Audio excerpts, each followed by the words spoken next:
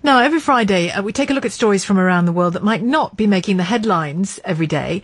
But the Greek economy is an interesting one because it certainly does make the headlines. But what about beneath the surface? What about the true impact of that on life, on social values, on politics in Greece, on day-to-day life? 6 months on from its election in June, the economy is just ending its 5th year of recession. Wages are falling, pensions are falling. Other benefits too. Hospitals are short of drugs in some cases. Homelessness is rising. I mean, elements of that are happening here as well, of course. But one issue occupying Greek minds as much as anything else is the issue of immigration. And some Greeks are resorting to violence to suppress what they say is a problem undermining their society. Dominic Laurie is in Athens. Where specifically are you, Dom? Hello, Sheila. I'm in Syntagma Square, Constitution Square, right in the centre of the city. It is a glorious, stunning view from this balcony that I'm on now. To my left is Parliament Building, a sandstone building that, because of the bright winter sun here, is almost glowing. To my right, the Acropolis, standing proud on top of the hill. They're trying hard at celebrating Christmas here, Sheila. There's a little ice rink below me that I can see. There's Santa Clauses. There's green little furry animals walking around. It's kids hearing, smiling. You can hear the little smiles and the noises. It's a very, very popular place. But beneath the surface, as you said, Sheila, there are problems, there are issues. There's sadness, there's loss of income, and there is often they have a real difficult time, some Greeks, and even just staying healthy, and even avoiding trouble, avoiding increasing amounts of violence on the streets. And immigration is sadly a part of that. I'm joined with us for the whole show for this next hour, Sheila, by Chris Elefantis. Chris, you've worked in journalism, you've worked in social affairs, in the charity sector, but you're actually trying to set up the Greece version of the big issue, and it's due out in February, is that right? Yes, that's right. Hello, thank you for having me.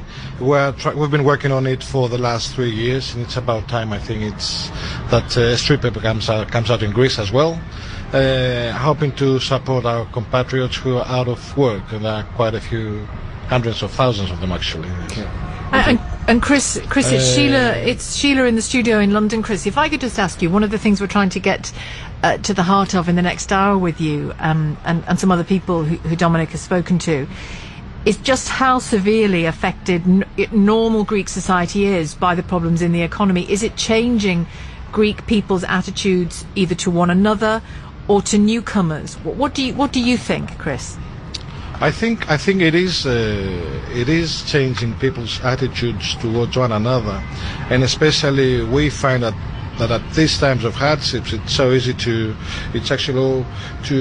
look out for scapegoats, and asylum seekers and migrants are, at this point in time, the scapegoats that everyone's talking about. Yeah, thanks, Chris. Thank you very much. Hundreds of thousands of illegal immigrants, Sheila, often from war-torn regions of Africa and Asia, have arrived in Greece in the last few years. A series of wars in Asia and the Middle East, such as Iraq, Afghanistan and Syria, they've meant that hundreds of thousands, if not millions of people from these countries have tried to leave for Europe to find a new life. Well, Greece, being where it is, it's the victim of its geography. It's the first stop for many people coming to Europe, both by land and sea. Its economy is already weak.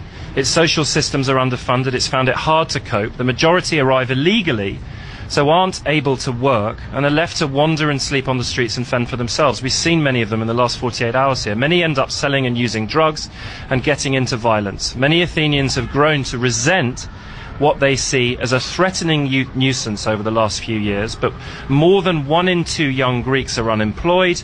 The immigrant community are therefore a bit of a scapegoat for the lack of prospects of many Greeks in today's depressed economy. Some immigrants have been violently attacked in recent months. Often, it is said, by supporters of a party called Golden Dawn, a far-right party. We'll have a detailed look at that party later on. I met one young man from Nigeria called Ola. He's been living illegally in Greece for 2 years. He was stabbed by a gang of youths in April. He took me back to where it happened. We're on the streets. We're on not the busiest street, but there are a few lights. There are lots of cars and motorbikes coming down. Have you ever been back to this place since it happened? Never been there. How are you feeling? Scared, scary. Describe what happened to you on the 22nd of April this year. along the side when I was coming down like this from my friend's house, bikes, like 15 bikes. Yeah, I can remember 15 bikes. Yeah, two each on the bikes. And you're looking in the direction where they came from, yeah? Yeah. I don't know that they want to attack me, actually, so I keep on walking. They drive along. So they've driven past. You thought you'd seen the back of them? Sure. So all of a sudden you're walking down. Suddenly, how many men attack you? How many boys attack you? There are much. 10, 15, 20? Much. More? Yeah. 25, 30? Like that, yeah. I was so beaten. So what did they do to you? They have so many weapons like stick, bottles and knives. So they break the bottle on my head. So I have a cut here also. So they broke a bottle on your head, so you got a cut on your head. I was like telling them what's happening. What have I done wrong to you? But they didn't answer me. All what they are saying is that Malaka, Fige, Malaka, and so that means sort of idiot, go home, leave. Yeah, leave their country. Yeah. Leave the country. Yeah, like Fige, So you thought it was a racist attack because they were telling you to leave? Sure. Do you know it was Golden Dawn, guys? Are you sure? I don't know. You don't know, but you're pretty sure that it was racially motivated? Sure. Okay, so you were broken on your head, and then what happened? After they break the bottle on my head, one of them just stabbed me with a knife. This is the place. And you've just raised your T-shirt for me, and there's a stab wound that's about 1.5 inches, about 4 centimeters long. Yeah. That looks like a very big knife. Sure. So after they stabbed me, started beating me. They didn't stab me. After they stab you, they carried on beating you. Yeah. After the stabbing, they stick. Sticks, bottles again, or just sticks? Just sticks. Yeah. Sticks. When you called the police and they arrived here, how did they treat you? Did they treat you well? Yeah, they treat me well. But one of them was just like laughing. One of the policemen was laughing. The second one was saying, sorry, we get you an ambulance, sorry. But the other one was like... You're saying you've got your hands behind your back? Yeah. He didn't care? Yeah. Laughing, why? Like, maybe because I'm in black. How do you feel now? Have the mental injuries recovered? The physical injuries look good now, your scar? Yeah. But I still feel a pain inside your stomach? Yeah. I mean, I was in the hospital like a month and a half, 6 weeks. You must have been very badly injured. Yeah. You're smiling now, but... I'm still happy to be smiling that I'm still alive. That's why I'm smiling. And the future, what does it hold for you? You've been here, 2 years in Greece, illegally? Yeah. So what do you want to do now? Everything is not going well over here, but I still thank God for my life that I'm still alive. But if I can see anything that I'm going to use to live here, I have to live. Because I know I have my future. My future is bright. You play football though, don't you? Sure, I do. I love football so much. These attacks are devastating for people like Ola, but not just for them. They also sometimes cause problems for people who want to report or prevent attacks too. I'm crouching down in a room in central Athens. It's a packed press conference. Chris Oliphantis has taken me here. Everyone's here to see a man called Petros Kapitanopoulos. Now, he's a civil servant, and he says that recently he witnessed from his apartment building police brutality. We're going to grab a word with him after he stops speaking to find out what happened. Λοιπόν, άκουσα φασαρία από το σπίτι μου επάνω. I was at home or just after midnight, I cannot recall, with my wife, and I heard noise coming over from the streets. I could not actually understand what type of a noise it was, so I put some slippers on. I took my mobile with me. I went downstairs and I saw 5 policemen having surrounded an immigrant, a migrant. He was handcuffed. And one of them treading on the arrested guy's stomach. So to be clear, he was already handcuffed and he was being stamped on by one of the police officers. He was already arrested. Okay. Yes. So then what did you then do after that? I approached the policeman and I said to him, why are you kicking the guy? Why are you stepping on him? He's already arrested. As soon as the policeman hears this, he takes his foot off the guy's body, and he says to Petros, "I'm not kicking him. I'm not stepping on him." Εκείνη τη στιγμή λοιπόν με πλησιάζει άλλος. Okay. when this happened, another policeman approaches Petros and he goes to him. What he saw was not kicking or stepping on a person. This is kicking a person, and he kicks the arrested person again in the stomach. The person started screaming. So to be clear, the second policeman then demonstrated what real kicking actually is. Yes. Yes. Yeah. So Petros was then arrested for not giving his details. He was reluctant about giving his full details, Sheila, given the nature of what he'd seen. He then spent a night in jail. In the morning, though, that one charge of not giving his details had morphed into 4 charges, and he now faces prison if convicted. And that press conference yesterday was what he thinks is a desperate attempt to try and clear his name. And really, on both Ola and Petros, this group, this political group, Golden Dawn, were mentioned. I mean, we can't say for sure that Ola was attacked by people affiliated to that, but I know that we're going to talk about that in a bit more detail in the next half an hour. But on Petros's experience, what have the police said to you? Well, we invited Athens police and a government spokesman to come onto this programme, Sheila, to talk about what happened to Petros and also about what happened to Ola. They declined, but the BBC has spoken to Christos Manoura, who is from the Hellenic National Police, and he gave his reaction to the increasing number of reported incidents of violence against immigrants. We always act with total respect for human rights, and we see immigrants as our fellow human beings. Now, obviously, I can't discount the possibility that there may have been an incident when one of my colleagues might have behaved harshly, but that doesn't mean it's widespread in the police force. And Chris Elefantis, what do you think? I mean, we've had the United States warning its own citizens who are black and Asian to be on their guard when they visit Greece. Do you think that's necessary at this time? I think what's important to note also is that many incidents of violence go unreported for one simple reason. Many of the victims are without legal documentation in Greece, so they are fearful of going to the police to report the incident because they will get arrested themselves.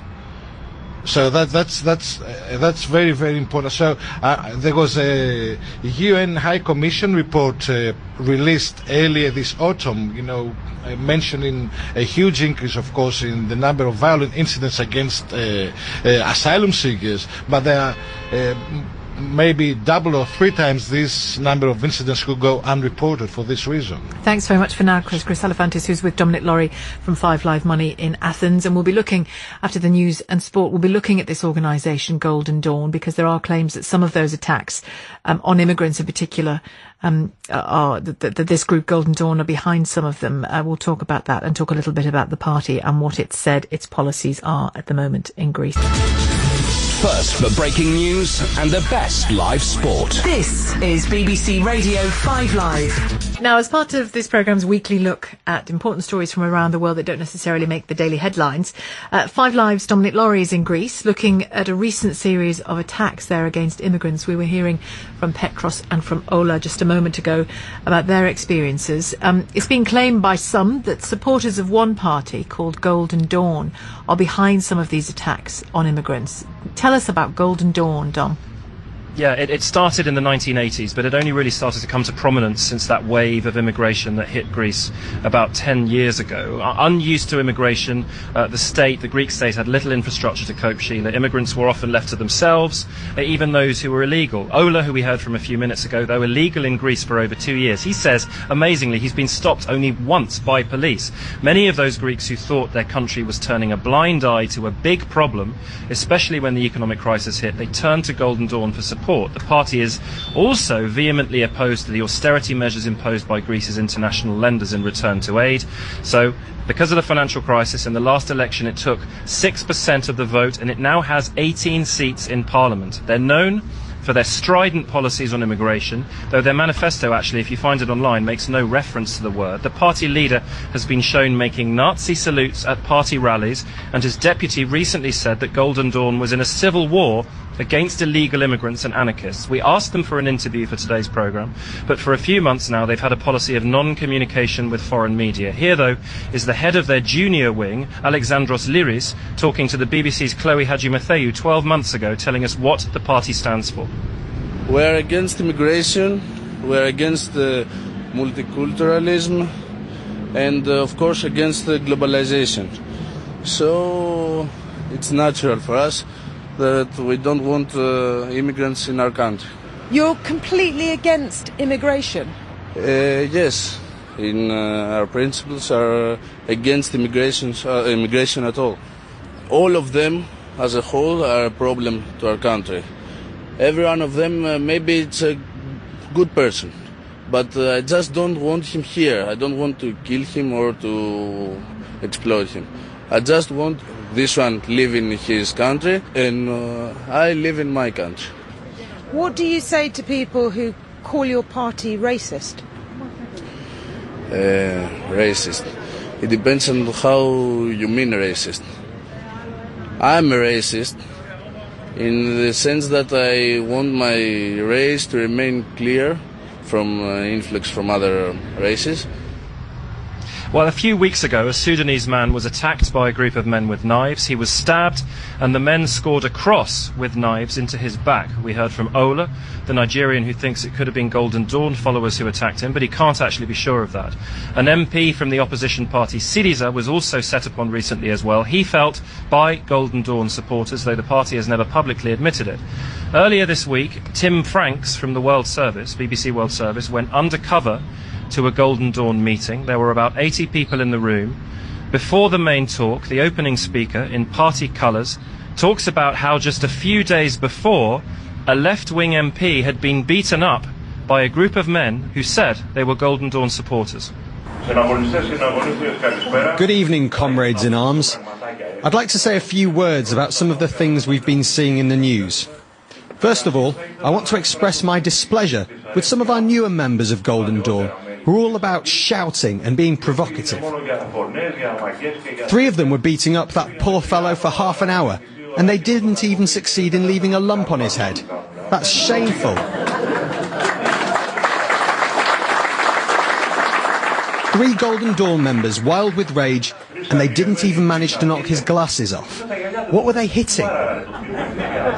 Well, we wanted to ask Golden Dawn if their members are behind some of these attacks. However, Sheila, they aren't talking to the BBC. It's not just the BBC either, is it? They're not talking to foreign media generally at the moment, I Correct. think.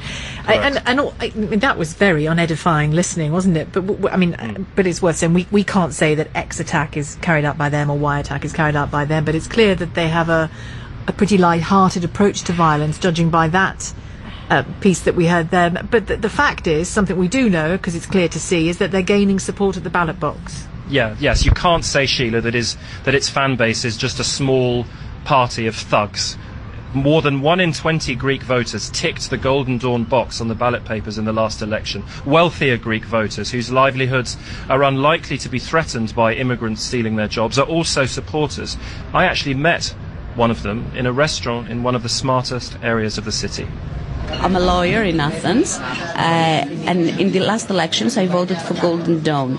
Firstly, I have to tell you that I'm not a fascist, I'm not a Nazi, I'm not for violence. So, having said that, the main reason why is that I wanted, through this vote, to punish the parliamentary political system for being incapable, dishonest, corrupted, and contributed to the disaster of the country. You know very well that many Golden Dawn political leaders and party members vote Golden Dawn because they want to see a white Greece. They want to see an immigration-free Greece. That's right. Do you share that view? I do not share this view completely, and it's not exactly their view. The view is that they don't want illegal immigration. I mean, this is their real view. For me, it was not the first reason why I voted for them, because I have nothing personal against immigrants. But you think there's a problem with immigration in Greece? I think it's a problem because of criminality and because of uncontrolled immigrants. I mean, if immigrants was going to be controlled as in the USA, I would be for. But do you accept that there are many people who have Golden Dawn sympathies and they act in the name of Golden Dawn, they think, who commit violent acts against people of dark skin. There are many reports, you know, in Greece in recent weeks, recent months, where immigrants have been attacked with knives by Golden Dawn supporters. That's right. That's right. I'm not sure whether there were Golden Dawn supporters. There might be. I don't deny this. As a person, I'm against violence, against anybody, against any human being or animal. But you accept that there are people within the Golden Dawn leadership who have expressed violence as a means of achieving things before. They have agreed with the idea of placing landmines along the border with Turkey. Landmine in the border with Turkey, it wouldn't be a bad idea for me too.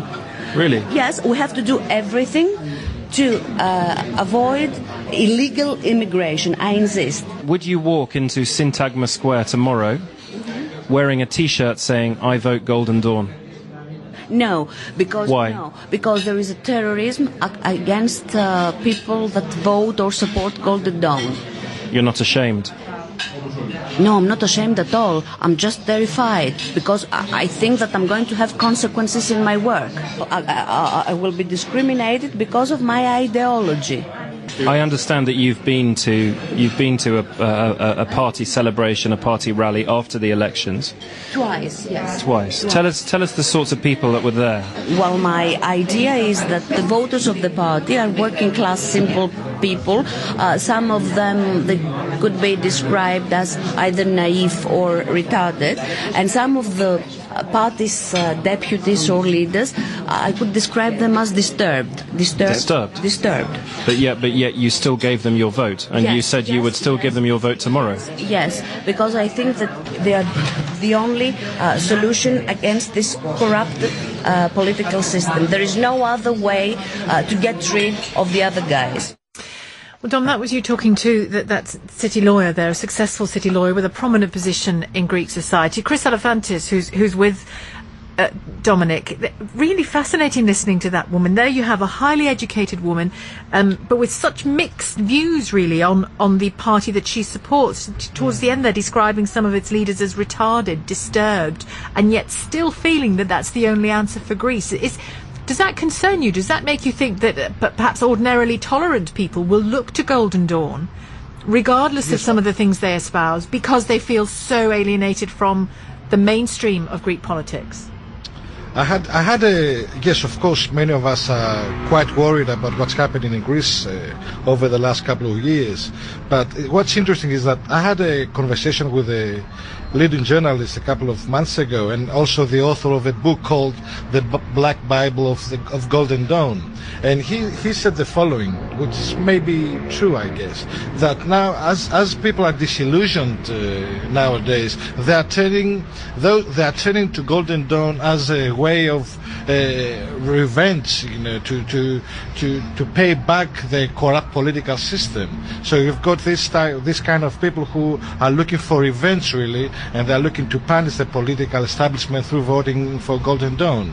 Now, with regard to the leaders of the party, going back maybe to the issue of racism, one incident, just one. Now you've got this voter of Golden Dawn, but then you had Kassidiaris, who's a leading MP of Golden Dawn, saying on state television a couple of weeks ago that because they are looking to opening up medical clinics, and he was asked whether they are going to take care of an injured, of a sick migrant boy, and he said, of course not. So that's the way things are in Greece right now.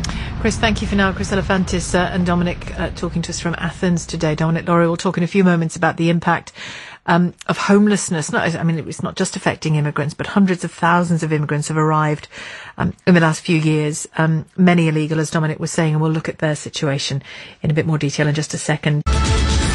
First for breaking news and the best live sport. This is BBC Radio 5 Live.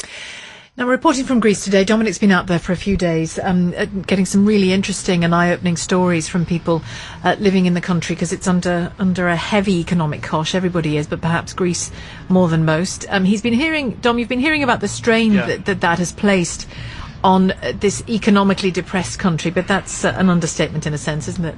Yeah, it's a first port of call, Sheila, for many people who want a new life from Asia Minor, from Africa, who want a new life in Europe. Because of EU treaties, though, Greece is unable to send these people on to other EU countries, so they often can't send them home because immigrants have no papers, no money. So in Greece they remain, many of them, sometimes now in detention centres, much criticised for lack of good facilities, even heating and hot water, nutritious food, many reports have said are missing. But after a few weeks in them, under tough new policies from the recently installed government, they end up there for a few weeks often, they're back on the streets, exposed to the cold Greek winter. And I can tell you, even though it is hot in summer, it is cold here in the winter. No job, no money, they can be in a desperate state. But public healthcare and welfare systems are very short of money, so the voluntary sector is often their last resort. I went to see how. It's now early afternoon and we've just walked through another neighbourhood in central Athens where you can really see a lot of the problems that this city has. We've walked past groups of immigrants, many of whom were drunk on the streets with little to do, sort of groups of men hanging around on street corners, some looking a bit threatening. And for the second time in 2 hours we've seen a man, several men, openly injecting what could have been heroin, it could have been methadone, but openly injecting, using needles in their neck this time round, on a street corner in plain view. And it's broad daylight here in Athens. It's a sight I've never seen before and left me feeling a bit jumpy. We've now arrived at Doctors of the World, which is a humanitarian organisation here in Athens, and it gives immigrants healthcare where they might not otherwise be able to get it. Nikitas Kanakis, I'm the president of the board of directors of Medicine Demon Greece. Tell us a little bit, Nikitas, about this place. What is it? How does it work? Who do you help? Here you are in the central building of Doctors of the World, and actually here is the central open polyclinic, as we say, a practice that we give free services and free medicines to people who are excluded from the health system, and also is a shelter here. What are the particular challenges, the particular things you're seeing with an increasing immigrant population? Tell us some of the challenges. We see again malaria, we see again syphilis, that we forgot it, we see tuberculosis quite a lot, but we have to remember that some of them, like tuberculosis, are poverty disease. Actually, it's not because they are immigrant they have the problem. The problem is that they were very poor, living in very bad conditions, and don't have access to the health system. We've seen that there seemed to be quite a lot of evidence of immigrants being beaten up. Are you seeing more and more evidence of injury amongst immigrants? Oh yes, definitely. Sometimes they try with knives to cut ears or to make him signs that they can spread the terror in the community. And definitely they have managed to spread the fear. We see every day people who coming crying because they thought that they were in a safe country, and then they see the danger every day in the streets. And this is a situation that actually humiliates the country, humiliates all of us. It's not the Greece we want. Well, let's have a look.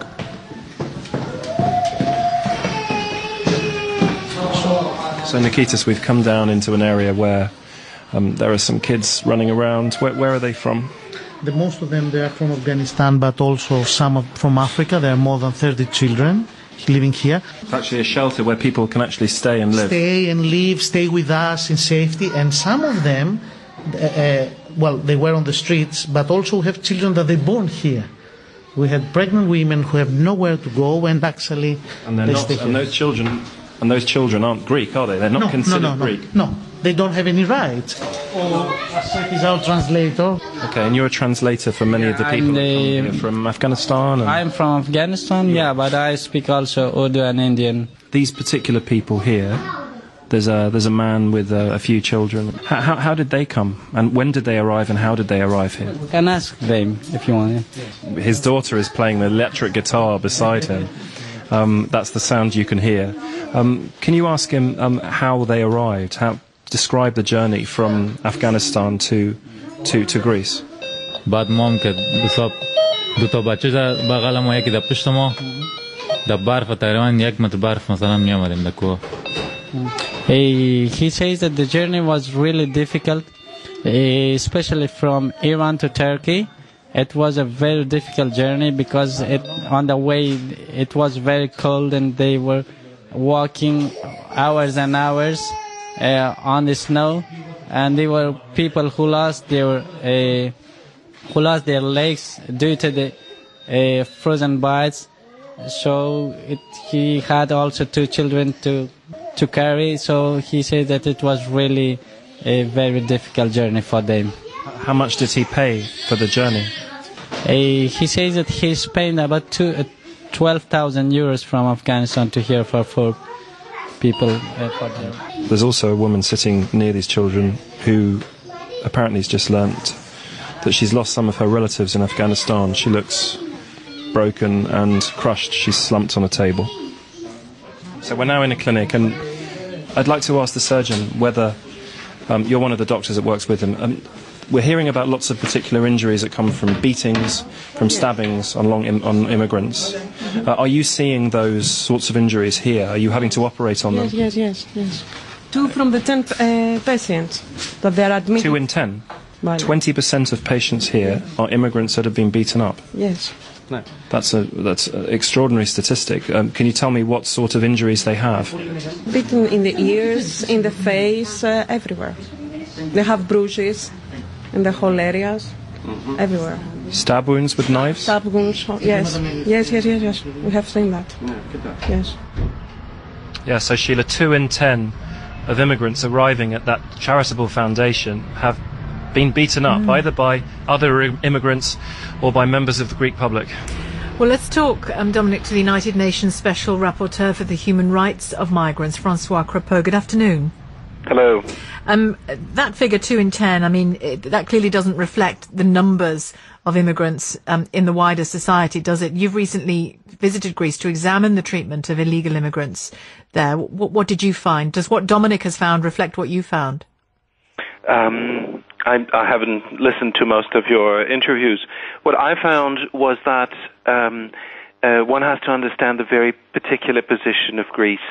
Greece is the door to 90% of irregular migration, and Greece feels that it doesn't have the support of other EU member states, that other EU member states have shut their borders, even internal borders of Schengen area, to Greece, and that most of the migrants are stuck in Greece, where Greece can offer them nothing at present. And in that sense, there is a great need for a lot more solidarity from other EU member states. The EU is doing quite a lot in terms of EU funds, helping technical expertise, helping the Greek government to set up new services, etc. But the migrants that are in Greece now have to go somewhere. Many of them, you've heard the lady who just heard that she had lost people in Afghanistan. Many of those cannot go home. And they're stuck in Greece, where there's no job for Greeks, let alone for migrants. So they need to go somewhere. Is, Francois Crépeau, is the big priority then, the top priority, for other EU nations to do even more than they are? Because it's clear from what Dominic has found that largely it's the voluntary sector helping these illegal immigrants. Yeah, and the voluntary sector is supported by EU money, almost exclusively. And that's a good thing, and it has to be maintained. The problem is that what do you do with the migrants that are there? And other EU member states don't want to hear about them. And that's what creates the most problem. I think that fluidity of migrant movements within the EU is extremely important. This was the Schengen basic understanding. And as long as this is blocked, the situation in Greece is going to remain dire. Now, the Greek government has projects that could ease the situation. They are going to set up this new asylum system. They're going to set up these new reception centers that should be operating somewhere near the summer. Okay, I have to stop you, but it all clearly needs to be done very quickly. Thank you, Francois Crépeau, who's the United Nations Rapporteur for Human Rights of Immigrants. We'll have more from Greece in the next half hour. First for breaking news and the best live sport. This is BBC Radio 5 Live. Now, we've been talking about Greece a lot this lunchtime. Dominic has been there for the past few days, Dominic Laurie from 5 Live Money, and we've looked at how the economic situation there is perhaps changing the nature of how Greeks are relating not just to one another but to incomers as well. A big influx of illegal immigrants into Greece over the last few years. The economic news, Dominic, coming out of the country has been just unremittingly bad. This week, though, we've seen things starting to change a little, have we? Yeah, Sheila, it's one of those staples, isn't it, the last few years that Greek news was grim. But there's a sense this week that some of the things that are starting to merge just in the week before Christmas, amazingly enough, have started to change. For example, you have one of the main credit ratings agencies, Standard & Poor's, have upgraded Greek debt. They had downgraded it before, but they have upgraded it again, and a little bit higher than where it was before. They've had their latest 34 billion euro tranche of bailout money. That was finally confirmed in the last few days. The European Central Bank has said that Greek bonds can be used as collateral for loans to Greek banks. What that basically means is Greek banks can use their own government bonds as a kind of security in order to borrow money. They weren't able to do that from the ECB before, so that should bring down their borrowing costs. The stock market has been rising this week and also performed relatively well over the last few months. It's done better than the Chinese stock market in the second half of this year. There's a stat for you. And also Greek government bonds, their yield, so their interest rates, are basically lower than at any time in a year and a half. And what that means is that basically the value of Greek government bonds in the marketplace is rising. That gives a sense that the Greek government is more likely to pay off its debts than it was a few months ago, a year and a half ago. And obviously we're coming from a very low base here. A sense maybe, after 5 years of recession, that the Greek economy, if not will grow next year, that things might start to get less bad. And to get a sense of whether this is true, I spoke to a former government minister, a construction industry boss, and a consultant psychiatrist in a state hospital, also different types of people, to get their sense of whether 2013 might finally be a better year. First, the thoughts of Konstantin Papadopoulos, the former Minister of International Economic Relations, who now works for Eurobank, which is a commercial Greek bank. Recessions cannot last forever. The recession in Greece happened for a reason. And the reason was because the economy was inefficient, the public sector was bloated, lack of competition in a lot of product markets, etc. Now these things are being whittled down. So eventually we were going to see an improvement. And you think that improvement's coming now? Perhaps this is the time where you can see, to use that word that UK politicians are always afraid of using, green shoots in Greece. Yes, I knew this was going to come up. Say it. Have we got green shoots in Greece? No, we are putting down the preconditions for these green shoots to grow fairly soon. So preconditions for green shoots? Yes. The name is Armodios Vovos, and I'm a mechanical engineer in Greece. I have my own business. And we used to work on private sector doing only construction work. I thought we were very successful and we were a very good company. But what happened? What happened? Everybody knows what happened. I'm very optimistic though, because if you look on the political scene, you will see that people are quiet. You know, we don't have so much. Greece is not rough yet. You know, they don't break the streets. They don't break any, into the stores. They don't steal yet. For what happened in Greece, people are reacting very well. So if we stay calm and we go on, and the political scene continues and changes and reforms also, as the population, as the people reform, we will do well. If they don't reform, they will drive us down the drain.